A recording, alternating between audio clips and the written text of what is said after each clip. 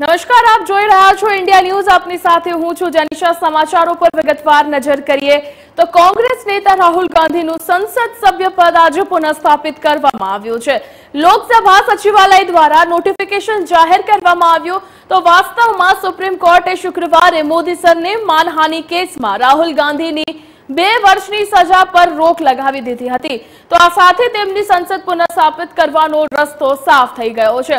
રાહુલે 2019ની લોકસભા ચૂંટણીમાં કેરળના વાયનાડથી ચૂંટણી જીતી હતી તો મોદી સરને માનહાનિ કેસમાં 23 માર્ચે રાહુલને નીચલી અદાલતે 2 વર્ષની સજા ફટકારી હતી. SC 134 દિવસ બાદ આ કેસ પર રાહુલ ગાંધીની સજા પર રોક લગાવી હતી. તો રાહુલ ગાંધીએ 13 એપ્રિલ 2019ના રોજ કર્ણાટકના કોલારમાં એક ચૂંટણી રેલીમાં કહ્યું હતું કે નીરવ મોદી, લલિત મોદી, નરેન્દ્ર મોદીની અટક કેમ સામાન્ય છે, બધા ચોરોની અટક મોદી કેમ છે. તો રાહુલના નિવેદનને લઈને ભાજપના ધારાસભ્ય અને પૂર્વ મંત્રી પૂર્ણેશ મોદીએ તેમની વિરુદ્ધ કલમ 499 અને 500 હેઠળ ફોજદારી માનહાનિનો કેસ દાખલ કર્યો હતો. તેમની ફરિયાદમાં બીજેપી ધારાસભ્યે આરોપ લગાવ્યો હતો કે રાહુલ 2019માં ચૂંટણી રેલીને સંબોધિત કરતી વખતે કથિત રીતે કહીને સમગ્ર મોદી સમુદાયને બદનામ કર્યો હતો. બધા ચોરોની અટક મોદી કેમ છે કોર્ટ દ્વારા દોષિત ઠરાવ્યા બાદ લોકસભા સચિવાલય દ્વારા તેમની સંસદની સદસ્યતા રદ કરવામાં આવી હતી. વાસ્તવમાં લોકપ્રતિનિધિત્વ અધિનિયમમાં જોગવાઈ છે કે જો કોઈ સાંસદ અને ધારાસભ્ય કોઈ કેસમાં 2 વર્ષથી વધુની સજા થાય તો તેમનું સભ્યપદ રદ કરવામાં આવે. એટલું જ નહીં, સજાનો સમયગાળો પૂરો કર્યા બાદ તેઓ 6 વર્ષ સુધી ચૂંટણી લડવા માટે પણ અયોગ્ય બની જાય છે. તો એક અહેવાલ અનુસાર કોંગ્રેસે સોમવારે સવારે 10:30 વાગે પાર્ટીના સંસદીય કાર્યાલયમાં તેમના લોકસભા સાંસદોની બેઠક બોલાવી છે કે જેમાં કોંગ્રેસના લોકસભા સાંસદ અધીર રંજન ચૌધરીએ શનિવારે કહ્યું હતું કે સુપ્રીમ કોર્ટના આદેશની નકલ ઔપચારિક રીતે લોકસભા સચિવાલયને સોંપવામાં આવી છે. તો આ પહેલા એવી વાત હતી કે જે લોકસભા સચિવાલય કાયદા મંત્રાલયનો અભિપ્રાય લેવાનું નક્કી કરે છે. તો રાહુલ ગાંધીની સંસદની સદસ્યતા પુનઃ સ્થાપિત કરવાની પ્રક્રિયા લાંબી પ્રક્રિયામાં ફેરવાઈ શકે છે. सब कुछ तो किए हैं, पता चलेगा सदन जाने के बाद, क्योंकि जब तक राहुल गांधी जी की वापसी नहीं होते तो सारे ये सवाल उठते रहेंगे और इसके साथ साथ हम सबके लिए भी ये बेचैनी भी है. मैं खुद अस्थिर होते जा रहे हैं, अधीर होते जा रहे हैं, क्योंकि अभी तक वापसी क्यों नहीं हुई, ये मेरा भी सवाल है. दूसरी बात, आज हम लोग चाहते हैं कि सुप्रीम कोर्ट से जो सर्टिफाइड कॉपी, वो सर्टिफाइड कॉपी लेकर जमा करे, जैसे कि और कुछ कहने की कोई गुंजाइश ना बचे. श्री राहुल गांधीजीની સદસ્યતા આજે બહાલ થઈ છે અને સંસદમાં એમની આજે એન્ટ્રી થશે. ખૂબ ખુશીનો વિષય છે. પૂરા દેશમાં એક ખુશીની લહેર છે. ઘણા દિવસોથી એ અવાજ કે જે લોક પ્રશ્નો માટે, લોકોની મુશ્કેલીઓ માટે ઉઠતો હતો, એ રાહુલ ગાંધીજીનો અવાજ સંસદથી દૂર હતો. સૌને ચિંતા હતી. નામદાર સુપ્રીમ કોર્ટે ન્યાય કર્યો અને હવે જ્યારે નામદાર સુપ્રીમ કોર્ટના ન્યાય પછી એમની સદસ્યતાને કોઈ રોકી શકે એવી સ્થિતિ નથી, ત્યારે આજે સંસદમાં આપણા લોકસભાના સ્પીકર સાહેબે પણ નિર્ણય કર્યો છે અને એમની જે સદસ્યતા રદ કરવામાં આવી હતી એ બહાલ થઈ છે. આજે 11:15 વાગે રાહુલ ગાંધીજી સંસદમાં પ્રવેશ કરશે એ વાતની ખૂબ ખુશી છે. લોકોનો એક બુલંદ અવાજ, કોઈના પણ ડરા વગર, લોક પ્રશ્નો માટે કોઈ પણ સ્વાર્થના સંધાન વગર એ બોલ્યા કરે. પક્ષથી ઉપર દેશનું હિત છે માંડીને દેશ હિતમાં પણ બોલ્યા કરે એવા એ નેતા છે અને એમનો સંસદમાં આજથી પ્રવેશ થશે એ ખુશીની વાત છે અને પૂરા દેશના લોકોની નજર હતી. દેશવાસીઓ, તમામ નાગરિકો ખૂબ ખુશ છે, ત્યારે આપણું ગુજરાત પણ એ ખુશીમાં शामिल થઈ રહ્યું છે. हमारे साथ कांग्रेस के वरिष्ठ नेता मुकुल वासनिक जी हैं. मुकुल वासनिक जी, आखिरकार जो है लोकसभा सचिवालय ने राहुल गांधी की सदस्यता को आज उसको लेकर नोटिफिकेशन जारी कर दिया. कितने आप आज खुश नज़र आ रहे हैं? देखिए, पूरे मुल्क की राजनीति के लिए और भारत में जो भारत की परिकल्पना हमारे संविधान में रखी है उसकी हिफाजत करने के लिए ये फैसला एक बहुत अहम फैसला है. सुप्रीम कोर्ट ने अपना फैसला सुनाने के बाद में लोकसभा सचिवालय से इस तरह का ऑर्डर निकलेगा, ये तो महज एक समय की ही बात थी। लेकिन आज फिर राहुल गांधी जी संसद की सीढ़ी चढ़ेंगे, संसद में फिर एक बार मुल्क की आवाज बनकर यहाँ के तमाम मसाइल को लोगों के सामने रखने की कोशिश करेंगे। उससे हिंदुस्तान की राजनीति को, भारत के संविधान को बहुत बड़ी ताकत मिलेगी। मुकुल जी, क्या Rahul Gandhi no confidence motion पर क्या पार्टिसिपेट करेंगे? उसकी मुझे जानकारी नहीं है, लेकिन मैं समझता हूं कि राहुल गांधी जी का फिर संसद में आना एक देश की राजनीति के लिए एक बहुत बड़ा फैसला है। जो साजिश कर रहे थे राहुल गांधी जी को संसद से रोकने के लिए, भारत की राजनीति में उनकी आवाज को कमजोर करने के लिए, उनके नापाक इरादे पूरी तरह से विफल हो। धन्यवाद। Rakesh Kumar Singh, India news, Delhi. રાહુલ ગાંધીને સંસદ સભ્ય તરીકે સુપ્રીમ કોર્ટના આદેશ પ્રમાણે પાર્લામેન્ટ તરફથી 136 દિવસ બાદ સદસ્યતા બહાલ થતા નોટિફિકેશનથી રાહુલ ગાંધી ફરી આજથી સંસદ સભ્ય બન્યા છે। તેની ખુશીમાં વીરજીભાઈ ઠુમ્મર, પૂર્વ સાંસદ, પૂર્વ ધારાસભ્ય અને કોંગ્રેસ આગેવાનના કાર્યાલય ખાતે કોંગ્રેસ કાર્યકર્તાઓએ ફટાકડા ફોડી વધાવણી કરી હતી। ભાજપની સામે આંધી હવે શરૂ થઈ રહી છે। પૂર્વ જિલ્લા કોંગ્રેસ પ્રમુખ શંભુભાઈ દેસાઈ, નરેશભાઈ रफीक भाई मोगल, पूर्व नगरपालिका प्रमुख समीर कुरेशी, दलसुख भाई दुधात, हिरेन सोजित्रा, राहुल सोजित्रा, समीर टीकूभाई वरुकेवाड़ा, जमाल मोगल, जयराज भाई दरबार, जशुभाई ठुम्मर, मितेश दवे, फिरोज मोगल, मनोज परमार, शबीर मितुल, राजू ठाकुर सहित कार्यकर्ताओं खुशी माहौल वच्चे उपस्थित रहा था।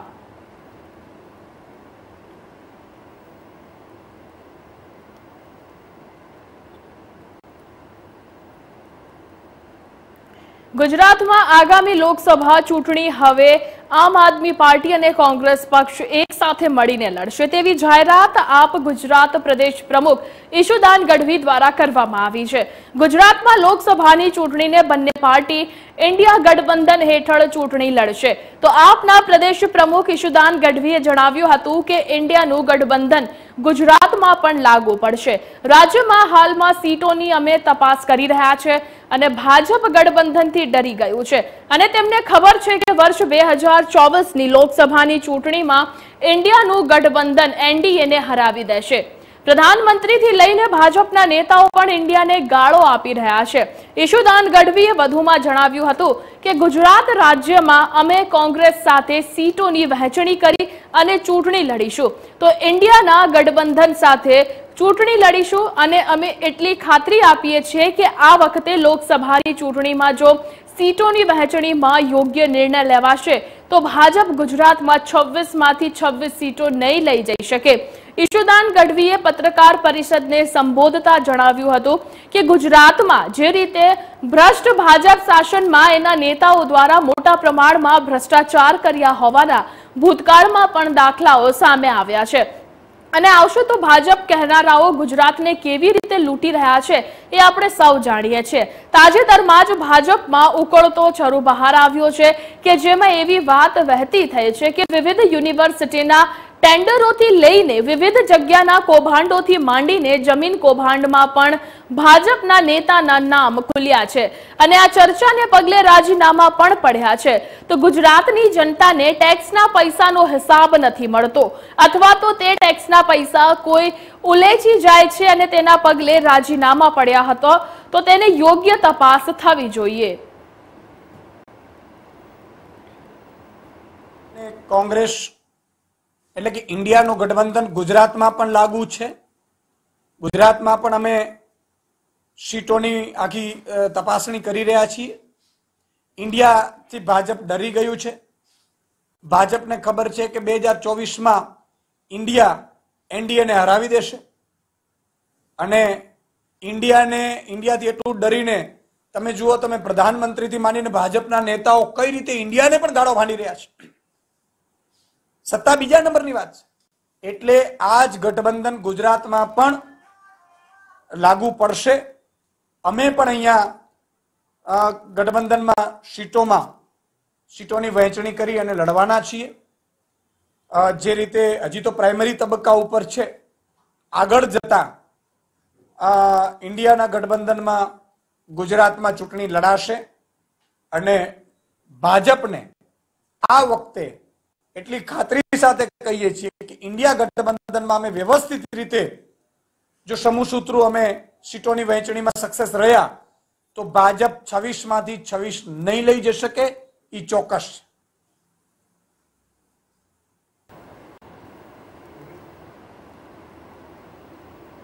લોકસભામાંથી પસાર થયા બાદ દિલ્હી સર્વિસ બિલ સોમવારે રાજ્યસભામાં રજૂ કરવામાં આવ્યો. અહીં પણ બહુમતી મોદી સરકારની તરફેણમાં છે, પરંતુ આ બિલને લઈને હોબાળો થવાની પૂરી શક્યતાઓ છે. કોંગ્રેસ અને આમ આદમી પાર્ટી તેમના રાજ્યસભાના સાંસદોને સોમવારે સંસદમાં હાજર રહેવા વ્હીપ જારી કર્યો છે. તો આ બિલનો ઉદ્દેશ્ય દિલ્હીમાં સેવાઓના નિયંત્રણ અંગેના વર્તમાન વટહુકમમાં સુધારો કરવાનો છે કે જેને પસાર કરવા માટે બહુમતી માટે 119 સાંસદોની જરૂર પડશે. તો રાજ્યસભામાં બિલ રજૂ થાય તે પહેલા જ કેજરીવાલને મોટો ઝટકો લાગ્યો છે, કારણ કે પહેલા બસપાએ દિલ્હી સેવા બિલ પર આમ આદમી પાર્ટીને સમર્થન આપવાની વાત કરી હતી, પરંતુ બસપાએ લોકસભા અને રાજ્યસભામાં વોટિંગ દરમિયાન બહિષ્કારની જાહેરાત કરી છે. તો બીજી તરફ ઓડિશાની સત્તારૂઢ બીજેડી અને ટીડીપીએ આ બિલ પર કેન્દ્ર સરકારને સમર્થન આપવાની જાહેરાત કરી છે. તો સાથે જ અગાઉ વાયએસઆર પણ કેન્દ્રને સમર્થન આપવાની વાત કરી ચૂકી છે. તો નેશનલ કેપિટલ ટેરેટરી એડમિનિસ્ટ્રેશન બિલને લઈને એનડીએ સરકાર અને વિપક્ષ ઇન્ડિયાના સાંસદો વચ્ચે ઉગ્ર બોલાચાલી જોવા મળી હતી. તો લોકસભામાં બિલ પસાર થયા બાદ હવે વિપક્ષ રાજ્યસભામાં તેના પર હોબાળો મચાવી શકે છે. તો હાલમાં રાજ્યસભામાં સંસદ સભ્યોની સંખ્યા 238 છે.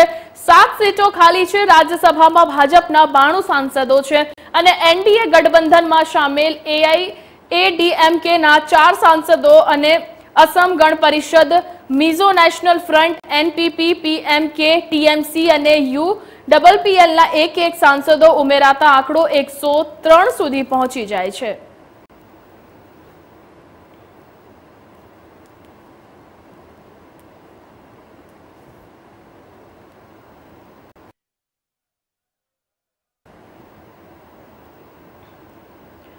ઇસરોને સૌથી મોટી સફળતા સમાન ચંદ્રયાન 3 મિશન શનિવારે ચંદ્રની ભ્રમણ કક્ષામાં પહોંચ્યું છે. તો આ મિશન અંતર્ગત ચંદ્રની પહેલી તસવીર સામે આવી છે કે જે અવકાશયાનમાં લાગેલા કેમેરા દ્વારા પાડવામાં આવી છે.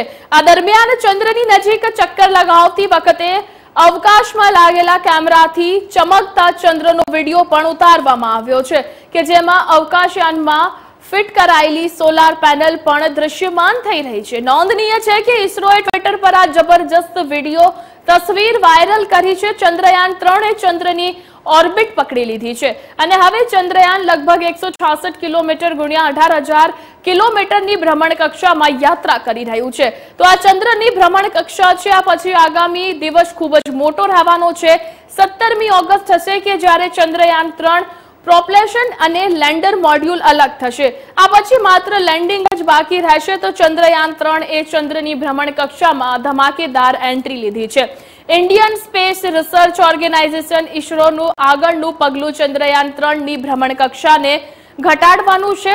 તો આ પ્રક્રિયા રવિવાર રાત્રે 11 વાગ્યાથી શરૂ થશે. તો આગામી 17 દિવસ સુધી ચંદ્રયાન 3 ધીરે ધીરે ચંદ્ર તરફ એ જ રીતે આગળ વધશે જે રીતે પૃથ્વીથી દૂર ગયું હતું. તો લોન્ચિંગના 3 અઠવાડિયા દરમિયાન 5 તબક્કાઓમાં તેને ઇસરો દ્વારા પૃથ્વીથી દૂર મોકલવામાં આવ્યું હતું.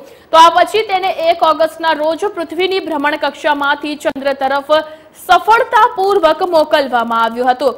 ચંદ્રયાન 23 ઓગસ્ટે ચંદ્ર પર સોફ્ટ લેન્ડિંગ કરશે કે જેને આ મિશનનો સૌથી મોટો પડકાર માનવામાં આવી રહ્યો છે.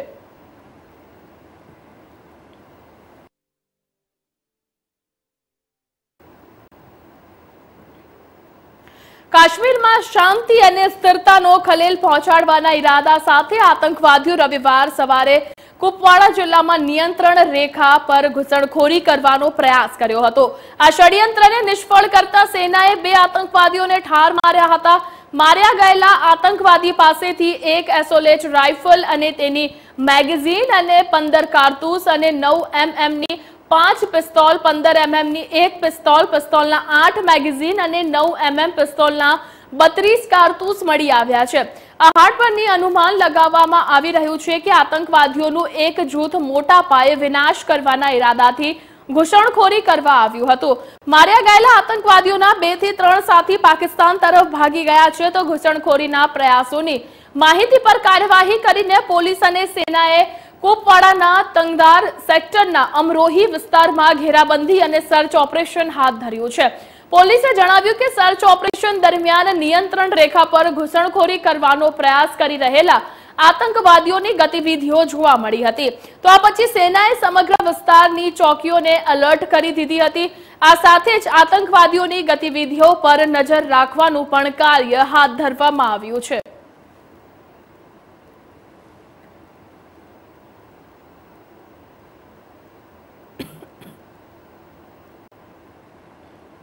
વલસાડના શુગર ફેક્ટરી ઓવરબ્રિજ પર અકસ્માતોની ઘટનાઓ દિવસે ને દિવસે વધી રહી છે। ઓવરબ્રિજ પર પડેલા ખાડાઓના કારણે એક મહિનાના અંદર જ અકસ્માતની આ 5મી ઘટના સામે આવી છે। તો મધરાતે ટામેટા ભરેલા ટેમ્પો સહિત 4 વાહનો વચ્ચે ભયંકર અકસ્માત સર્જાયો હતો। જો કે સદનસીબે આ અકસ્માતમાં કોઈ પણ પ્રકારની જાનહાનિ નોંધવામાં નથી આવી, પરંતુ મોંઘા ભાવના ટામેટા અને વાહનોમાં ભારે નુકસાન થયું છે। વલસાડના નેશનલ હાઈવે નંબર 48 ઉપર 4 વાહનો વચ્ચે બનેલી ગંભીર અકસ્માતની ઘટનામાં એક આઈસર ટેમ્પો ટામેટાના જથ્થો ભરી બેંગ્લોરથી ભરૂચ માર્કેટ જવા નીકળ્યો હતો। તો આ દરમિયાન વલસાડના શુગર ફેક્ટરી ઓવરબ્રિજ ઉપર પડેલા ખાડાના કારણે ટેમ્પોનું ટાયર ફાટી ગયું હતું। ટેમ્પાનું ટાયર ફાટી જતા ટેમ્પો ચાલક સ્ટીયરિંગ પરનો કાબુ ગુમાવતા ટેમ્પો ડિવાઈડર કૂદીને હાઈવેની સામેની સાઈડમાં જતો રહ્યો હતો। તો આ દરમિયાન અહીંથી પંજાબથી ચોકલેટ ભરીને પસાર થઈ રહેલી ટ્રક સાથે તેને ટેમ્પોનો ધડાકાભેર અથડાયો હતો અને ટ્રક અને ટેમ્પો વચ્ચે અથડામણ થતા બંને પલટી ખાઈ ગયા હતા, કે જેમાં ટેમ્પોમાં ભરેલા ટામેટા હાઈવે પર પથરાઈ ગયા હતા।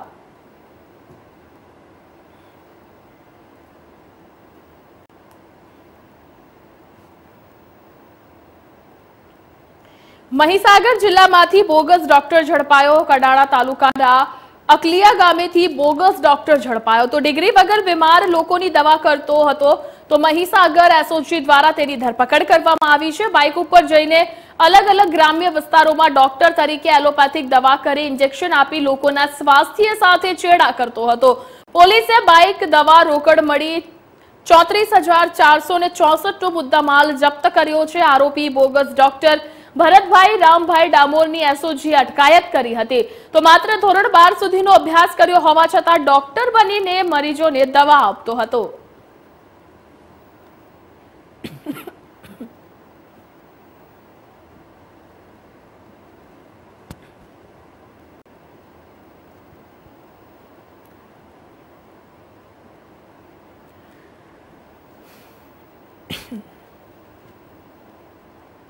મોરારી બાપુ સોમનાથ પહોંચ્યા। સોમનાથ મહાદેવને જળાભિષેક સાથે પૂજા અર્ચના કરી। 12 જ્યોતિર્લિંગ ખાતે રામકથાનો દિવ્ય સંકલ્પ મોરારી બાપુએ કર્યો। સોમનાથ ખાતે 1008 શિવલિંગનું પૂજન કર્યું। સોમપુરા તીર્થ પુરોહિતો સાથે વૈદિક મંત્રોચ્ચાર સાથે પૂજન અર્ચન કર્યું। તો સોમનાથ ખાતે ટ્રસ્ટી પી.કે. લહેરી દ્વારા તેમનું સ્વાગત અભિવાદન કરવામાં આવ્યું હતું। સોમનાથ મહાદેવના ભવ્ય ઇતિહાસ સાથે વેરાવળમાં ભૂતકાળને વાગોળ્યો હતો, કે જેમાં સોમનાથ મંદિર પરના આક્રમણની વાત કરી હતી, કે જેમાં તેમણે કહ્યું હતું કે આક્રમણ કરી મંદિર તોડી શક્યા પણ શ્રદ્ધાને તોડી નથી શક્યા।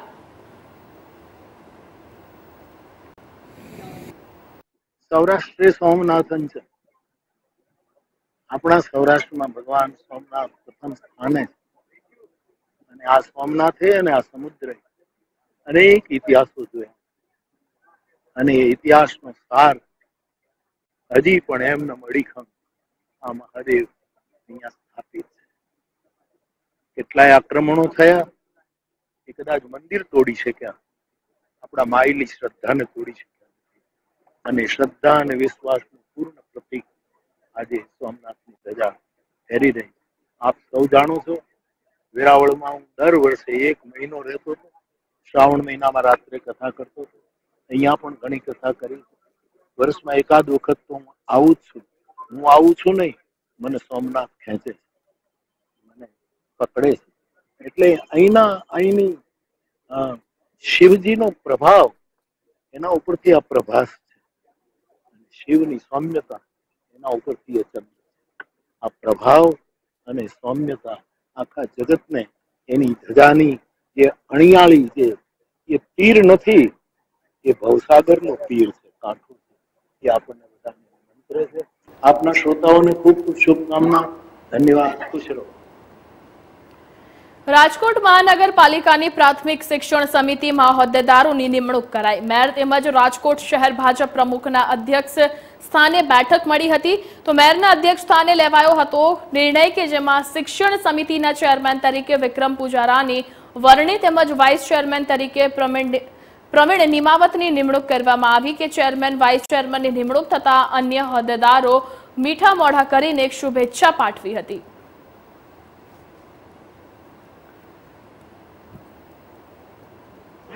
સૌ સમિતિના તમામ સભ્યો સાથે ભારતીય જનતા પાર્ટીની અમારી સંગઠનની ટીમ સૌને સાથે લઈને ચાલશું અને ભવિષ્યમાં અમે આ બાળકો માટે જે પણ કંઈ સારામાં સારી સ્કૂલો હોય, એજ્યુકેશનને લગતું જે પણ કંઈ અમારે કામ કરવાનું છે એ અમે ટીમ વર્કથી સાથે કરશું। સમિતિના તમામ સભ્યો સાથે લઈ અને છેવાડાના બાળકો માટે થઈને જ્યારે આજે વૈશ્વિક નેતા તરીકે નરેન્દ્રભાઈ જે આગળ વધી રહ્યા છે અને વિશ્વ જે રીતે આગળ વધી રહ્યું છે ટેકનોલોજીથી માંડીને, તો એમાં અમારું સમિતિનું બાળક ક્યાંય પણ પાછળ ન રહે એ માટેના તમામ પ્રયત્નો અમે સમિતિના સૌ સાથે મળીને સૌ સભ્યો કામ કરીશું। શિક્ષણ વસ્તુ એવી છે કે એમાં દરરોજ નવા અને દરરોજ નવું નવીનીકરણ, નવી શિક્ષણ નીતિને અનુરૂપ કેન્દ્રથી નીચે સુધી એના ફેરફારો આવતા હોય છે। એટલે સામાન્ય રીતે વૈશ્વિક સ્તરના પણ જે સુધારા આવતા હોય એ પણ જે પાર્ટી અથવા શૈક્ષણિક વિભાગ આખો જે પણ સમયાંતરે આપણને સુધારા વધારાની સૂચનાઓ આવશે તો એના કટિબદ્ધ કરવા માટે આખી ટીમ અમે સંપૂર્ણ પૂરેપૂરા પ્રયત્નો કરીશું। તો આ હતા અત્યાર સુધીના મુખ્ય સમાચાર। વધુ સમાચારને અપડેટ માટે જોતા રહો ઇન્ડિયા ન્યૂઝ ગુજરાત।